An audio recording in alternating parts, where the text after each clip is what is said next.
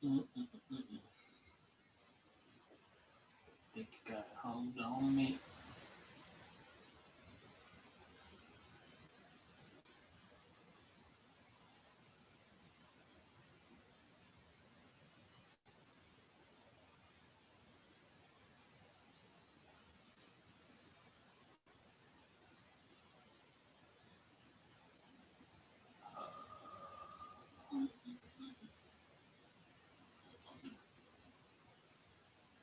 Get the gallery view.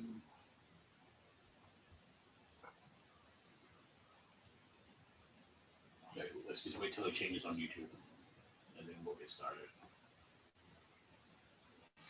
Got my tea, so I'm good too. Your tea? Yeah, I have this bomb ass thermos that literally keeps it hot all day long.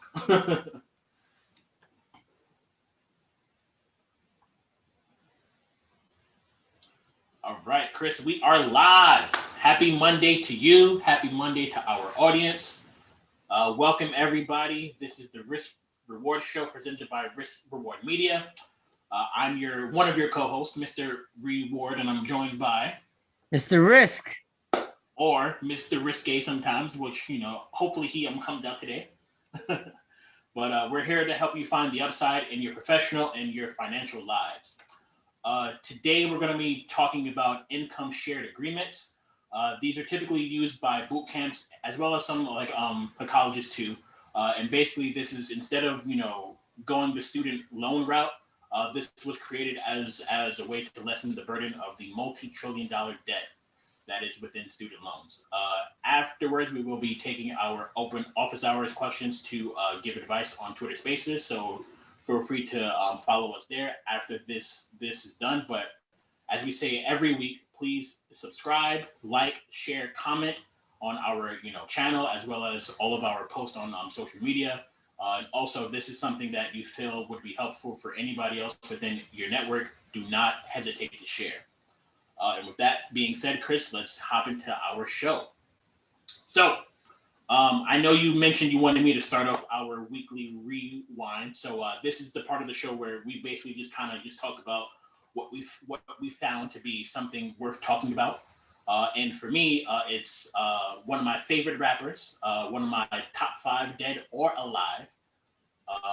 He goes by many names: Jermaine Cole, Cold World, No on Blanket, Mr. Dollar in the Dream.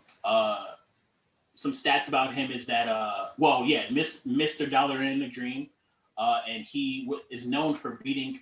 He's known for beating Mr. West the day he dropped his second album. But for me, I'm very happy to say that J. Cole has put out his 6th studio album. I've listened to it on repeat literally since it dropped. I have some new workout music. I'm very excited about that. So for me, my workouts have been very, very pumped up. But what I just wanted to, say that, besides the music part, when it comes to J. Cole, just like I said, he's in my top 5, regardless. I've been a fan of his since I want to say 2009 when the warm up came up. And that's what really kind of got me started on J. Cole. So I've been there since the beginning. So if there's a stand out there, we can go head to head on songs and stuff like that. So with that being said, this new album that recently dropped, the off season, it's something that when he teased it on Twitter, I got goosebumps. I was like, yes, he's coming out with some new music finally.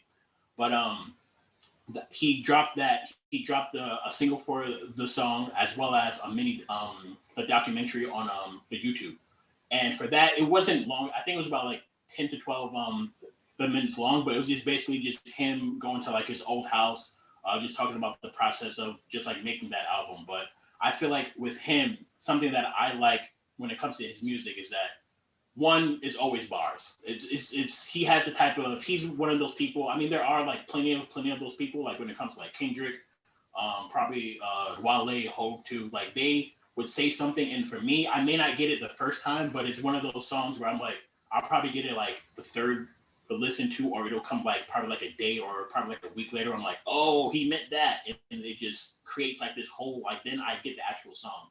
So I'm happy that I personally got some new music to play, but also J. Cole, literally the same day he dropped his album, he was in Africa playing for the Rwanda Patriots in the basketball Africa League. His stat line was 3 points, 3 rebounds, and 2 assists. At that triple single. Triple single, as Shannon Sharp would say. But his team also won. But with all of that being said, that really inspired me to really hone in on like what my gift is. So for those who don't know, before, I used to always write a lot. I'm talking about blogs, short stories, and stuff like that. And something that he mentioned, I'm forget like which song it was, or it probably was in the documentary. But what he used to do was just literally wake up and just write verses. And I'm like, damn, like you gotta really practice your skill if you're going to be great at it. So for me, public speaking and writing are like the two things that I really enjoy, but I know I need to get much like better at. So with the writing, I literally, ever since the album dropped and I heard that, I've been writing literally every day. Like I wake up, I'll read something. If it like sparks something, I'll write. Whether it's short, small, long, I'll just write and just let all of my thoughts out. When it comes to me reading, I'll just pick up. I mean, I do read books, but I'll just read it out loud now, just so I can kind of hear myself talk, just kind of give myself time to say words and stuff like that. So when it comes to me actually speaking, it's not as hard, or I won't get as shook and stuff like that. But that's pretty much it. Like he really inspired me from that album. And with that being said, I will say if you go to whatnowworks.com, there is a new article I put out, a new blog post. The interview is a two-way conversation. So basically it just covers certain questions that you can say during your interview to really make it into a conversation rather than a one-sided thing. So feel free to check that out, and I'll drop the link in the on the chat as well as on our social medias. But that was my rewind, my long-winded weekly rewind for you, Chris. No, that's a great take for our audience. And we're not approaching this as just fans, right? There's this, again, career, professional, or business component to it, because that's what we do at RiskReward, right? We're trying to help you all find the upside. And yeah, it's easy to see the upside of seeing someone that, you might idolize, be a fan of, enjoying their art, and maybe seeing them explore like a different avenue to express their talents, like basketball. But it boils down to, what did we get from that? And you got inspiration. It reminds me of, why I literally work out once a day, right? That's 7 days a week, at least once a day, sometimes twice. And it's automatic. But I'm also wondering why I don't incorporate some of the other things that I want to do, like continue working on this memoir, right? Why don't I write a little bit every day? And I don't know. I need to figure, is it the space that I have? Is it like the mental energy it takes to write something so deeply personal, where you can't just like wake up and start writing, super personal things? So I'm trying to explore that. Like, how can I bake that into like my routine? And the fact that, you just publish something at whatnowworks.com at like on the site, that's, I hope our audience gets something from that. So, and another angle that, we should explore. So J. Cole is also an entrepreneur. So Dreamville. So that's the other angle. And all the artists that came from that. I'm a fan of Ari Lennox. And this is my number 2. Yeah. So like it, he's also putting other people on through his like entrepreneurial spirit. And slightly local note. So I grew up in Jamaica, Queens. J. Cole went to St. John's, right? So I wasn't in the same circles, but there was like definitely a little bit of overlap. And I remember I forgot what song. He was on a Q30 bus. I was like, that's the bus. I was like, that's the bus I took to go to high school. That's the bus I would take to like travel around like my neighborhood. So it was always that connection as well. So that's a great take. For my weekly rewind, is two quick ones. So one is Twitter Blue. There's gonna be a subscription service coming from Twitter, right? The details aren't set yet, but they've tested out a few things already. One of the things that have been purported as one of the features for this $2.99 subscription is being able to collect tweets, so that you can easily access them. So you can like retweet when you need something like fast to share. They were testing out being able to undo tweets. So that's sort of like the editing culture. Yeah, right. That's one. Um, there was also this idea of super follows. So you get exclusive access and content from one of these like verified blue check people. And you get that exclusive content by paying up through this subscription. So it's an interesting idea. I think it's about time they did that. I just want to see what the adoption is like for some of these features. I know we've taken to Twitter Spaces, so I hope they don't put that behind a paywall.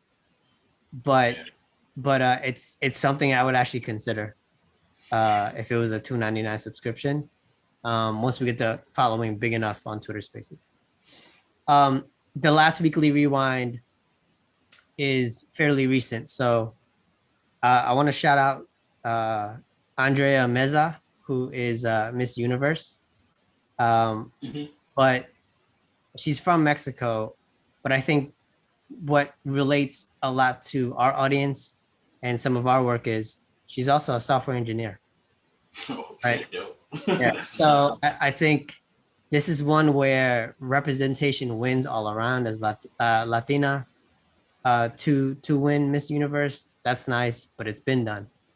What I focused on, and I posted this on LinkedIn, it's gotten a lot of traction already, was you have a software engineer who also happens to be Latina, who also happens to have won Miss Universe. So kudos to her. And it's just a win for everyone that is in need of representation, especially in tech. That's what's up. The fact that she's a software engineer is dope too. That's cool. Yep. It's easy to overlook that, but yeah, again, this is what we do here at RiskReward. It's our audience. We do a lot of work with tech orgs, so want to highlight that. That's what's up. Yeah. One, just going back to your Twitter, to your rewind about Twitter. I'm happy that as like a holder of Twitter, I'm happy that they're kind of having some type of like subscription-based model to where people are going to start paying. I'm very curious to see like how this all plays out with like the super followers, because it sounds like OnlyFans almost. Wait, hold on. You were holding in the dip? Oh, I bought more Twitter. Yeah. So I what I did was, it was a rough patch over the past couple of weeks. So I sold to kind of reset. And today I had a good day, even though the market was bad, because I got in on dips, but I used options because I was like, you know what? I spent a couple of weeks observing. I'm gonna do a risk. I literally did. You know what? I'm gonna do a risk reward calculation right now.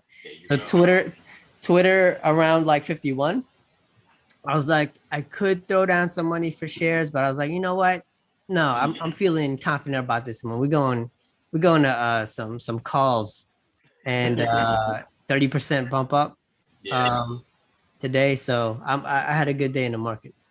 That's good to hear. I know I got in. I bought some more when it was like low 50s. No, was it low 50s?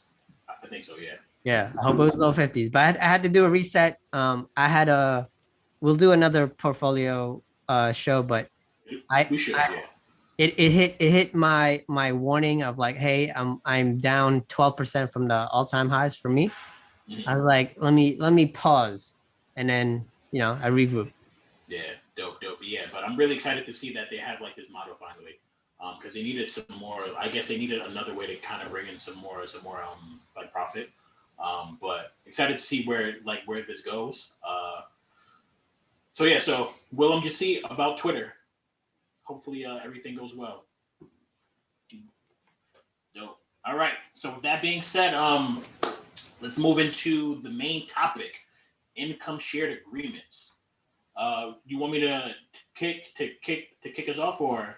Well, I'll sort of I'll explain it to everybody before you get to the rewards. So income sharing agreements literally are these sort of relationships between students and institutions where the income of the institutions is tied to like the students' employment outcomes, right? So essentially a student might pay for an education program with the percentage of their income post-graduation, which means they don't have to pay up front.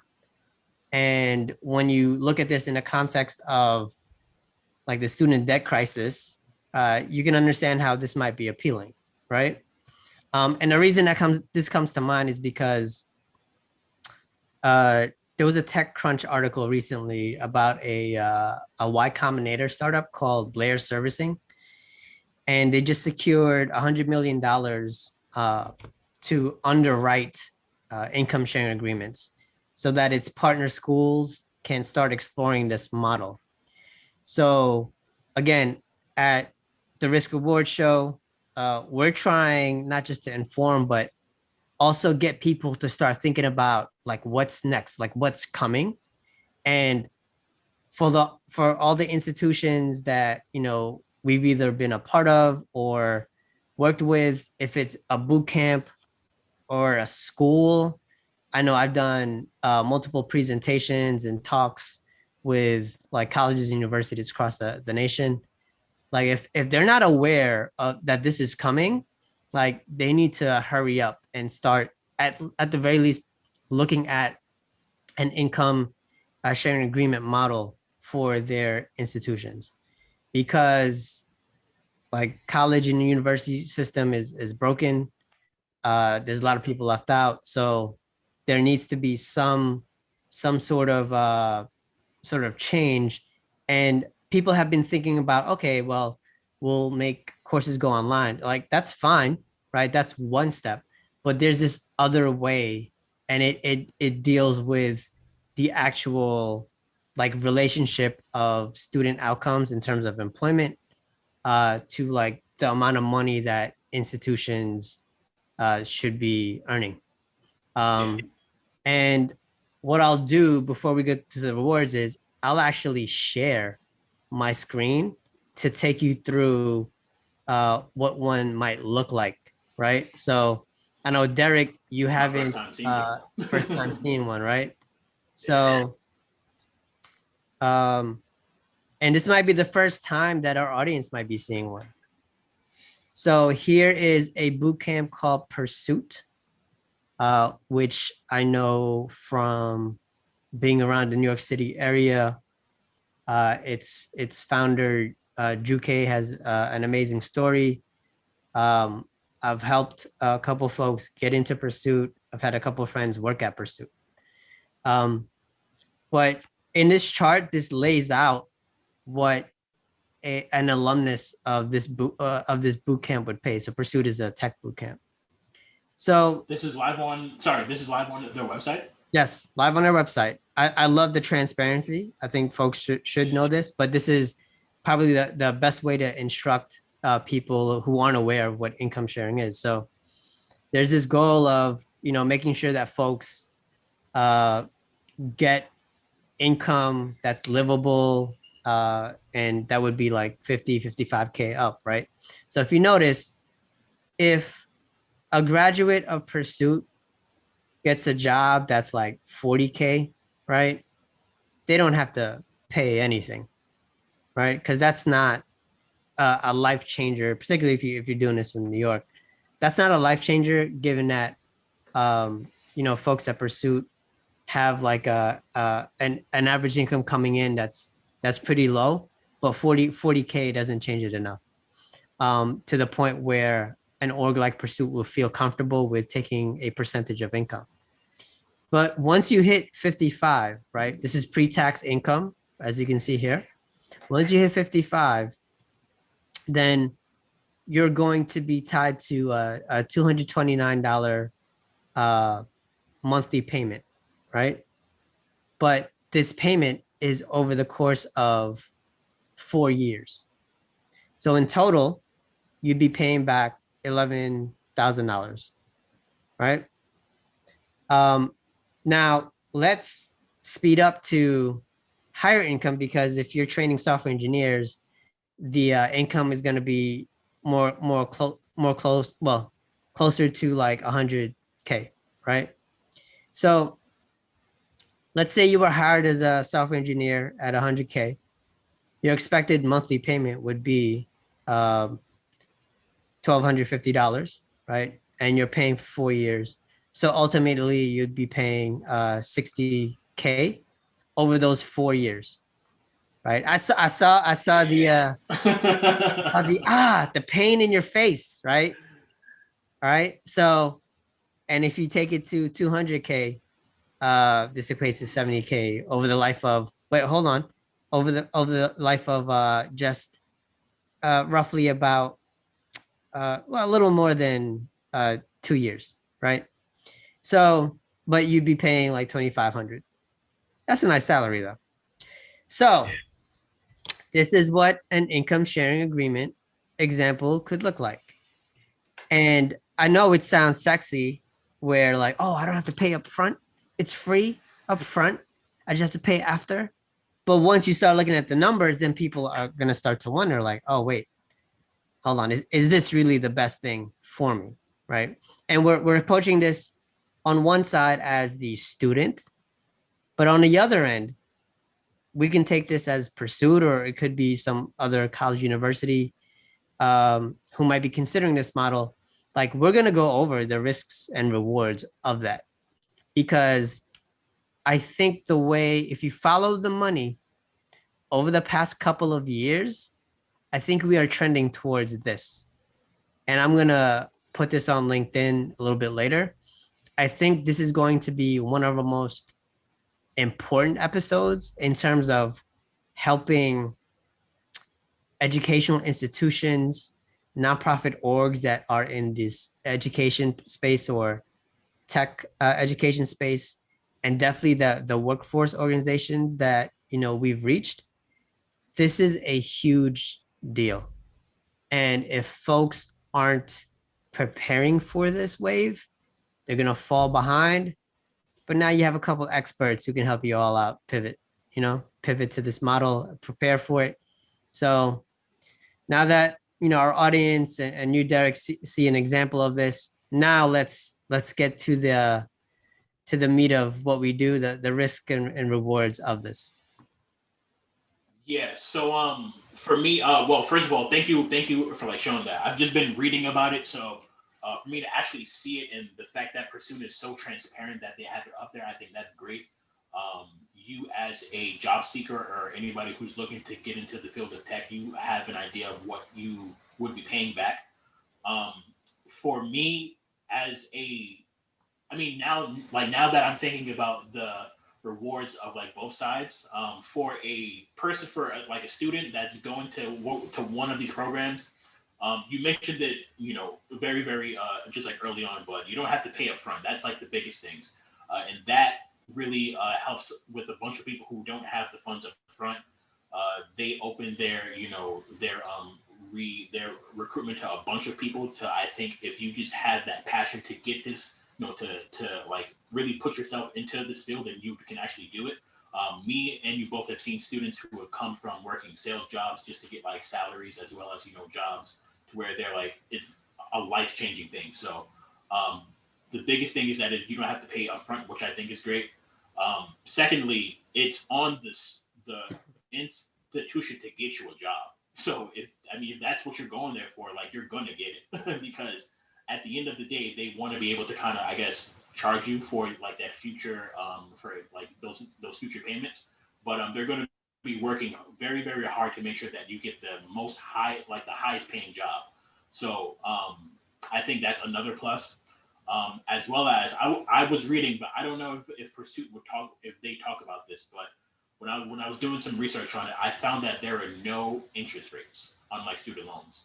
So when it comes to student loans, I hear my wife in my head because she still is paying hers, and the interest is the thing that's killing her. So I'm like, for you not to have to pay those like interest rates back, I think that's amazing. Um, but also there's like a reward to not doing the ISAs for anybody that is looking to join or to join like one of these programs. As you said, Chris, when I saw those numbers of what I would have to pay back, I was like, ugh. But one of the biggest rewards of you not doing this as a job seeker is that you don't give anybody back that money. But if you're able to kind of pay that upfront, not a lot of people are, but that is one of the biggest rewards that you do have. Taking a step back and thinking more about like the program itself or the school, the biggest reward for this, I think, for them is that the fact that you have students that are in like a sense are kind of like paying it forward. Because if you have somebody who's making a 200K salary and then you're asking to give back, that 70K, I am think it was, that all that money, I'm pretty sure is going back to the program. Like it's going to the betterment of the teachers, the program itself, the laptops that the students are getting, and just making sure that the overall program is good. So I do think that is one of the biggest rewards in one of the biggest rewards that I can see on the program side of why this is something that would be very, very useful.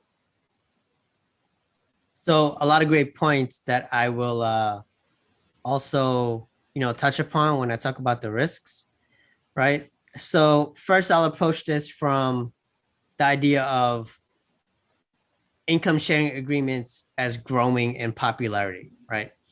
So one of the biggest risks is it's going to devalue this idea of scholarships that and grants that students earn. And then inherently, that's also going to devalue the sense of exceptionalism that comes with that. Now, I don't know that there's so many factors here in terms of like there's like personal pride, family prestige with like earning scholarships and whatever your idea of exceptionalism is. But that just know that all those scholarships, they're going to be devalued. And, I'm trying to be as objective as possible, but I went through 5 years of PhD study, undergrad. I left with my master's, no debt, I probably made a little money, right?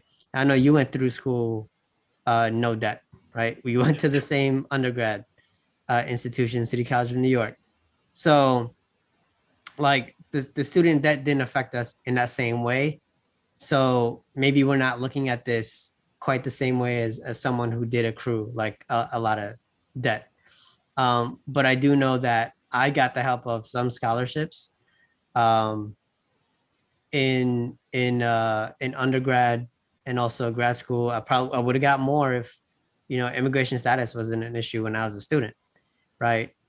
But just know that the rise of ISAs, income sharing agreements, like don't look for a growth in scholarships. Two, so this is for the and I'm not throwing shade here, but this is gonna go against what folks who are against capitalism like believe. So if as income sharing agreements grow, you're tying everything to employment outcomes of students. So no matter what kind of school you operate, right? School is simply pre-job training. It is, don't even think about learning for the sake of learning. So the idea of like breadth of knowledge, it's gonna go by the wayside. So if you've enjoyed like humanities and maybe some of the arts, right? expect a cut in those areas, because they may not be tied directly to like in demand like job areas. So all of those amazing classes that we took where we got to explore like our creativity, maybe our history, our heritage, if institutions don't see that as really aligned with being able to get people jobs, then you're going to see cuts in those departments. You're not going to have those classes anymore. So this idea of learning for the sake of learning, it's is going to be a dinosaur. It's going to be a relic. I do think that currently educational institutions have not considered that enough, but just know that as ISAs grow, you're turning educational institutions into essentially work training programs. And like I've said this in previous episodes, we are not just our work, right? Um, so that's one thing to consider. And from the chart that I displayed in Pursuit, just know that the more money you make, the more you pay. So I don't know how people feel about that, but I put that as a risk. But essentially, you'd be treated in the same way where, like the top 1% should pay more taxes, right? That's how it's being treated. So if you want that fairness, then it's gonna apply to you, and it doesn't matter if you grew up poor. It doesn't matter at all, because it's only based on that outcome of that job. So theoretically, millionaire heiress, right? Someone who inherited millions from their parent, right? If they went through like a boot camp, I went through an educational institution, um, and made 100K, they would be paying the same amount back as someone who grew up in public housing, right? Had a family in debt, right? Um, and again, went through the same educational institution as the heiress. Um, but that person has to pay the same amount. Now, is that fair? That's again, that's up for folks to decide. I'm sure there could be some policies enacted to level that out, but theoretically, uh, it only matters the job that you get in that salary, and that's what the institutions get in return. Um, the risks of not adopting ISAs. So if I know it's a difficult like concept if you haven't been looking into it, and especially if you're resistant to change. But if you don't adopt ISAs, you might see this continued like student debt crisis escalating. Because yes, online education does bring the cost down, but that's just one point of attack. But introducing an ISA model where outcomes are aligned more closely to students, and the like how much students have to pay, like it'll help with student debt. And if you don't adopt ISAs, you're going to continue having these like barriers up front. So talented folks who simply cannot get to college because their families just don't have enough money, right? Like they can't get in at all. So you're going to continue to have these barriers. So uh, I've laid out the risks. Derrick, you've laid out the rewards. If you had to ask me, I'm ready to consult educational institutions in finding ways to pivot towards an income sharing agreement model, because overall, I think the weight of the evidence and well, it's early evidence, but also some of the ideas that we purported I think I'm leaning towards, yeah, we should try to implement this model in more educational institutions. Yeah, I do agree with you. For me, I do think this is something a lot of programs should start doing. The colleges should start doing.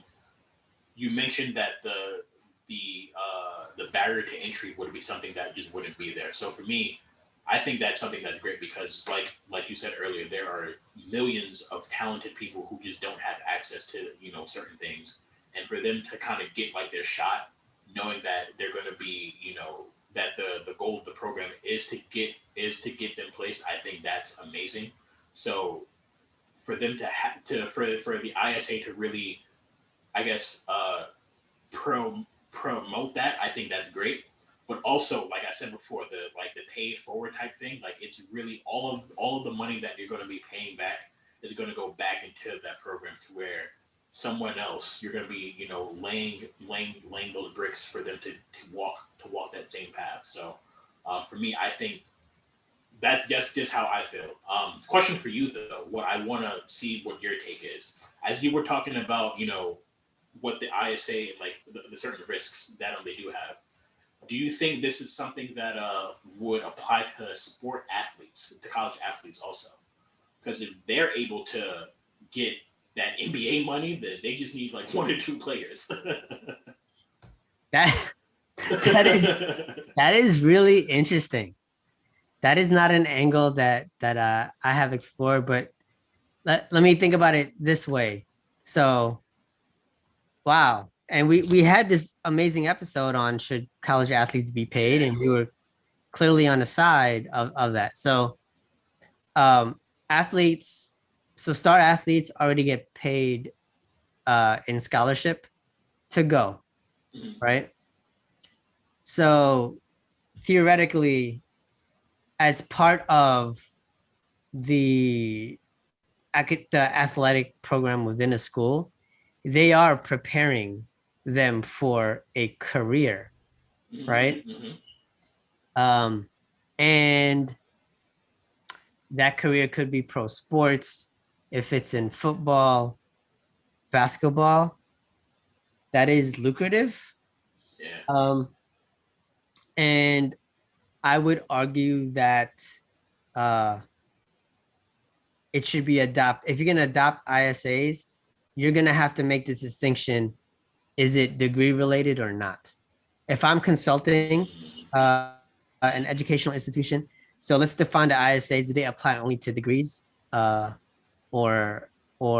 not, or degree tracks? But the thing is, when we talk about degrees, and I've had presentations lately, I tell them like, you should be proud of your degree, and I'm gonna put my entrepreneur hat on.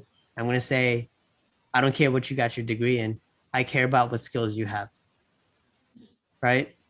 Um, and in the same way, you know, I guess an NBA team or NFL team would be like, I don't care what you studied. In fact, And you you're not, won't. in fact, you're not even gonna finish school. You're gonna leave, right? Yeah. So I think this is a much trickier subject, because typically your star athlete's not gonna finish all the four years, right? Supposedly, to like get that degree. So they're gonna leave a little bit early. So how do you account for that in an ISA? Um, so it's an interesting problem. Be glad to work with an educational institution to figure this out. I think this is the next big wave.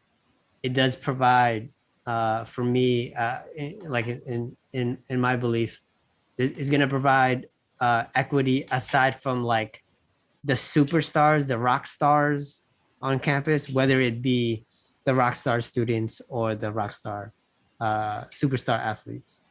Yeah. I mean, Great we'll question. just yeah. I mean, we'll just have to wait and see how this all like works out.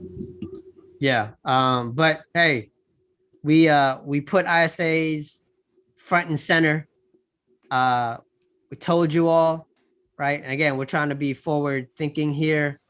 Um, Lots of forward thinking things that Derrick and I have talked about in the past. I remember 2019, I was telling folks, hey, look into Miami, expanding tech programs in Miami, blew up. And I'm gonna tell folks right now, ISA's 2023, you're gonna start seeing major colleges, universities adopt it. Hopefully, but yeah, for me, I think this is something that should happen. So let's see what happens in 2023. All right.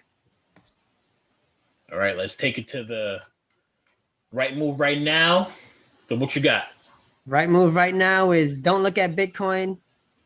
If you bought it, like just let it ride, right? Um, again, we say this in a semi-joking way. We are not financial advisors. Uh, our opinions, our views, is not a recommendation for you to buy or sell. I'm just telling you, buy or sell any security. I'm just telling you, just don't look at the price. If you have it, you're gonna drive yourself crazy. So if you had this if you had this like revolutionary view of what Bitcoin could be, like uh a 30% dip from the highs is actually pretty normal. So based on your thesis, if that was your thesis, then don't worry about the day-to-day or week-to-week gyrations, even though it feels like Elon is walking this really fine line of manipulating markets. Very, very true. Yeah. This 30% drop, I think, happened like 7 times, like so far. So it's probably going to be an 8th, a 9th, a 10th, but don't be concerned with that price at all. So I agree with you on that. And where's my Bitcoin? There you go. It's shiny. For me, right move right now, I was really like thinking about this a lot because today I heard Kwame Brown. He had a rant for all the smoke. So I went to sleep to that. Like I was up like at 2 a.m. I was like, oh my God, I haven't heard. First of all, a lot of audience, if you haven't followed basketball, you wouldn't know that name, right?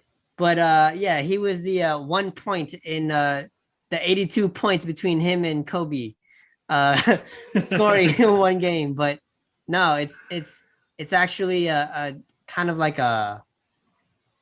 it's a hard story, his story. But I'm glad you're bringing it up. But go ahead. Sorry to cut you off. No, that's fine. Because I was, as he's talking about, he had 3 other players that were just like talking trash about him. But a line he said was like, "You guys don't want."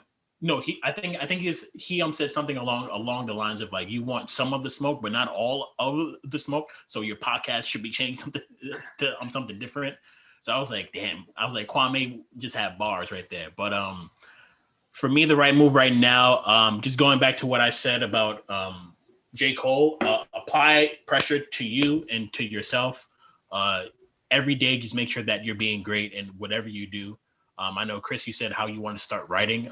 Like I said, just give yourself like a half hour to just write down whatever you feel, regardless if it's not structured, just get those like thoughts out. So I challenge the audience to do the same thing. I want you to all hold me accountable also, because I'm gonna try to put out an article every week. So with that being said, let's just apply pressure to all of the things that we want to do, and you see where we all go. So I'll close with that. Like accountability partners. Yeah, helps so much, whether it's exercising or investing. Please look into that. It could be your friend. It could be like an acquaintance that could be a little bit more objective, but it makes it more fun to have an accountability partner. Yeah, you can say that again. Something really quickly, I just wanted to say too, going back to the investing part, I feel like now that people are seeing the market, now you have a bunch of new people that are new to this whole world. And I feel like when they got involved, the market was shooting up, everything was green, everything was going up. But now that everything is red, you see everybody just like panicking. So it got real quiet. really quiet. And I know you and I speak very heavily on like the principles of like doing your research beforehand. So I'll say this is your moment to where if you're investing and you're serious about this, this is the time where you need to do that research. Like I feel like a lot of us got involved when the market was great, but it doesn't always stay great. So take your time to read those reports, those 10K reports, those transcripts, everything, just to know where your money's going. What companies have planned, the charts too. Charts is something that I still don't know yet, but I have like, if I can see a chart, I can see it and see like, okay, this is probably like a good a buy point. But I'm not the best at charts. When it comes to like reading and transcripts, I can dissect that all day long. You don't have to get too technical with charts, like the general uptrend, and you'll see like, moving averages and like buy points. But I think this relates to, again, your great point, might have been the last episode, this distinction between trading and investing. So a lot of that research, a lot of that work is actually inward. You need to start thinking about, why did you buy this in the first place? So I had 2 weeks where I was like a bit off of my equilibrium. I had to sit down and like, why? Like, if I'm feeling this way, I shouldn't be feeling this panicked. So what I do, I was like, let me sell, because I'm still up for the year, right? For the year to date. So I'm like, let me pause. Let me like, gather myself, and 8K today. Yeah. Buy the dip. Buy the dip. All right. With that being said, we're gonna head over to Twitter Spaces. Like I mentioned before, please like, subscribe, share, comment on our YouTube channel, follow us on all of our social medias. This is, if you found this to be very helpful for you, you best believe that this will be helpful for another person. I think we had a very great show, Cris. Honestly and truthfully, I think this is going to be one of our best ones that is really going to, resonate with a bunch of people. Yes. All right. Catch us on Twitter Spaces, everybody. See you soon. See y'all later. Risk reward.